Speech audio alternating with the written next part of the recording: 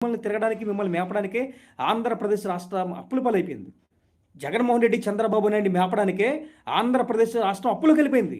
నాకు తెలిసి దరిదాపు 10,000, 20,000 కోట్ల రూపాయల అప్పులు 10,000 అయిన వీళ్ళ దాంట్లోనే.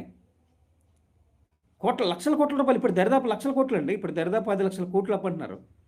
దరిదాపు మొన్న చెప్తున్నాడు ఎవడో ఈడు చెప్పాడు, వెంకటకృష్ణ చెప్తున్నాడు ఆంధ్రజ్యోతి వాళ్ళకి, మిగతా వాళ్ళకి ఎవరండి బయట ఓపెన్ చేయరు.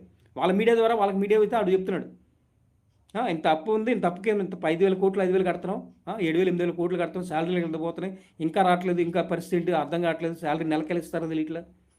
మరి నెలకు ఒక పక్కన శాలరీ ఇవ్వడానికి ప్రాపర్గా అకౌంట్ గవర్నమెంట్ రన్ చేయలేని మీరు 100 కోట్లు పెట్టి లగ్జరీస్కి ఎక్కడ పెడితే అక్కడ తీసుకొచ్చి సొల్లు కబుర్లు వేసుకుంటా మీరు ప్రజలు ఎంతకాలం మభ్యపెట్టి వేమార్దాం అనుకుంటారండి?